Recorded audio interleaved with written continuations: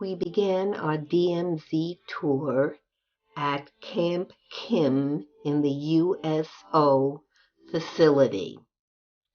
On entering the building, we saw a poster with pictures of things that we might see and people who have visited the DMZ zone before us. We boarded the corridor bus outside the USO facility. It proceeded along the Han River, which is the fourth largest river in Korea. It flows through Seoul, where within city limits it can be 1 kilometer wide.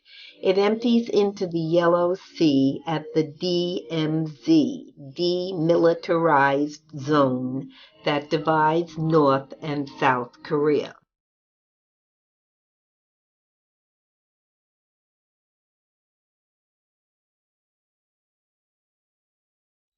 Our first stop was the Dorosan Observatory. It was here that the Marine Combat Group had their observation post while the armistice was being put into effect from March 17, 1952 to July 27, 1953. It is now open to the public as an observation point.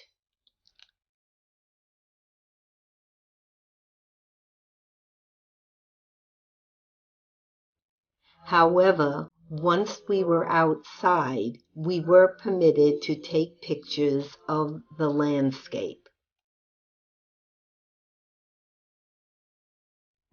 However, it was only the landscape that was facing and looking north that we could photograph.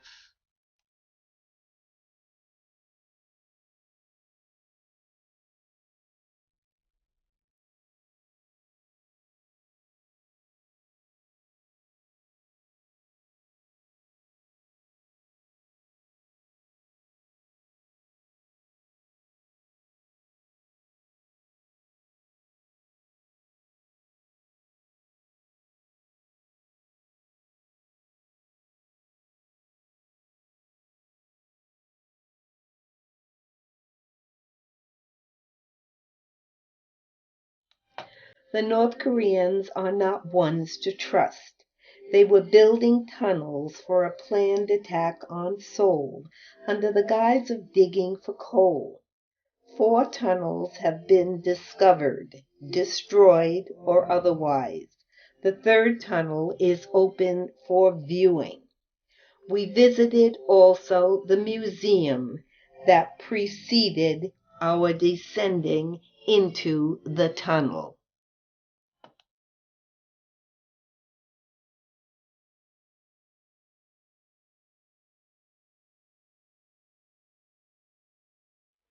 We had to lock up all our belongings in a locker and were told there were no pictures permitted to be taken in the tunnel. The descent was 23 stories below the ground on an inclined plane. Going down was easy. Coming up, I literally had to be pushed up.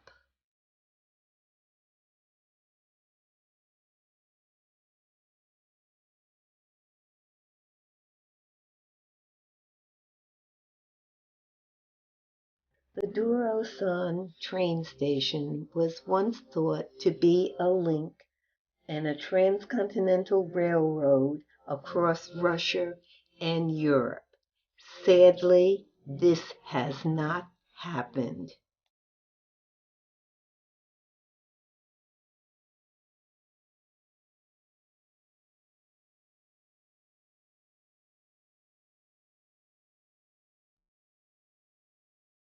It is a beautiful edifice, and when it was first constructed, it was transporting people across the DMZ for work or visits. However, disagreements closed the facility, and now it is just a tourist visit.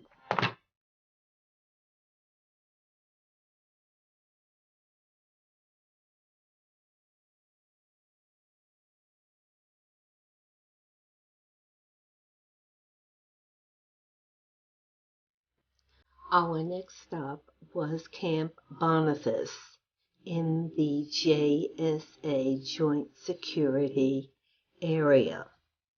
We entered through the main gate, which was guarded by several soldiers.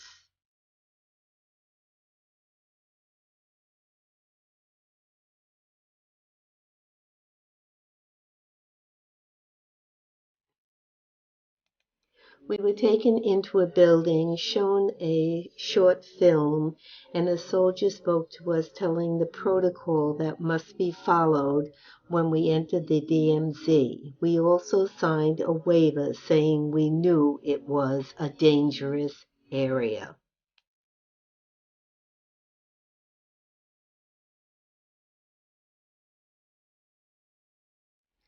The Peace House is used for non-military business conducting, usually political, economical, athletic exchanges between the North and the South. There are at least 2 phone calls a day between them and the North Koreans to discuss these matters.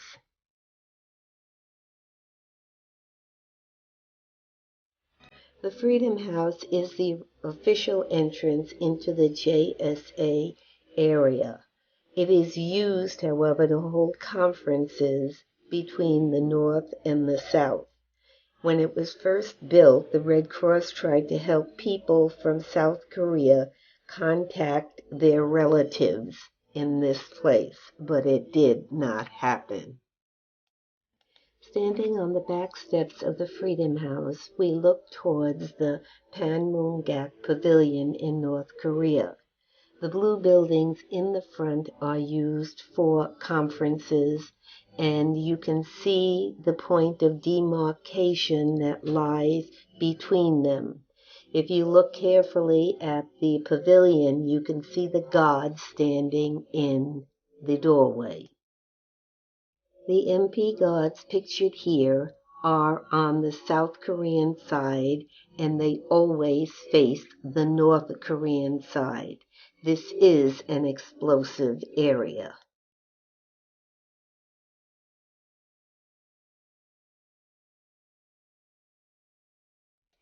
We entered one of the conference buildings, and there, too, were gods, called rock gods. We could take pictures with them, but could not talk to them. In this building, we were permitted to walk back and forth between North and South Korea, but not out the North Korean door. Even the conference table was divided in half between the North and the South. Our next stop was a guard station, and once again we were not permitted to take pictures of the facility, but we were permitted to take pictures of the monument while the soldier did talk. Within this area, if you follow the tree line, where the tree line makes a 90-degree angle. If you look carefully through the trees, you can see the bridge of no return. When war prisoners were exchanged, they were told once they crossed the bridge and made their choice, they could not return to the other side.